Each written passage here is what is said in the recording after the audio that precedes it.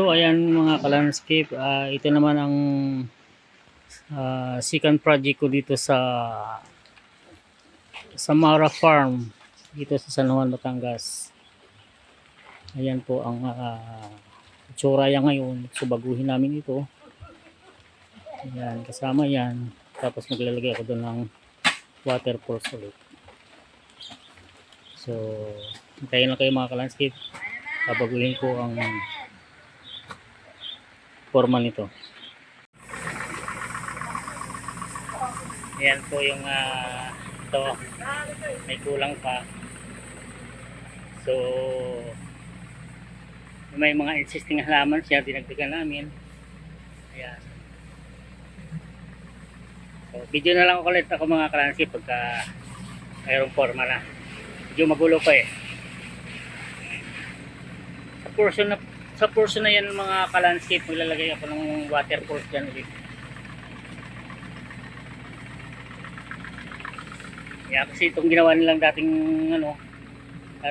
waterfall, sila lang gumawa nito. So sabi ko, lagyan ko ng design yan na mga malaking boulders. So dito tatama yan yung waterfalls.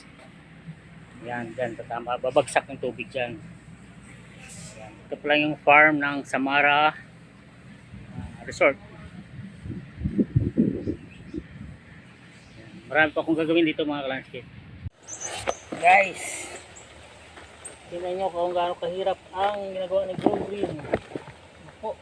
Ha? Nako.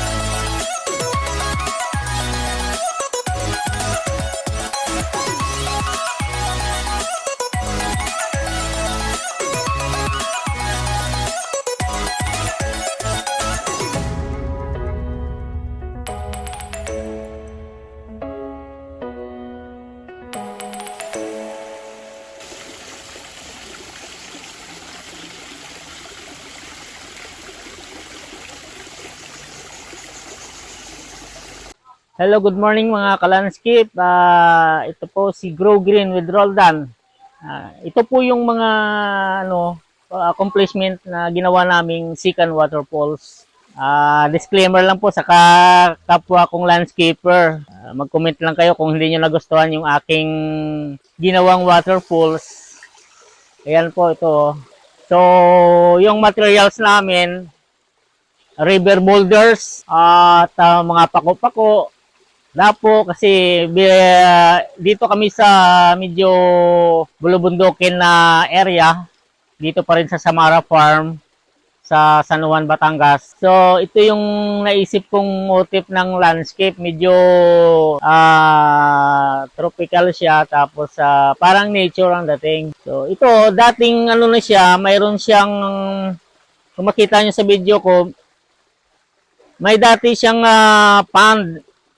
So hindi kami gumawa niyan. Ito lang ho yung dinagdag ko. Yung area na yan. Yan.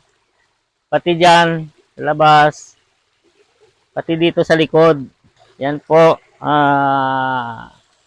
Sana nyo magustuhan nyo yung ginawa kong waterfalls. Malamig ang dating. So yan. Itong mga dinagdag ko. Mayroon kaming tawag nito yung elephant ear na variegated, albo kung tawagin. Ayan. Nilagyan ko siya ng mga stone. Tapos dito yung unang ginawa naming waterfalls. Yan. Ito yung una kong ginawa na fish pond with waterfalls. Ayan. Sana ho magustuhan nyo. Sa aking pamamaraan ng pag-landscape, kayo na po bahala maghusga kung pangit o hindi. Yan, mayroon kaming mga ano dito. Mayroong garden seat na concrete. Yan, pwede magpa-picture dito. Ayan lang po mga ka-landscape. Itong ginawa kong landscape dito sa Samara Farm sa Barangay Kalubkob, San Juan, Batangas. Maraming salamat. Mayroon pang mga area kaming hindi nagawa. So, follow na lang po yun. Thank you.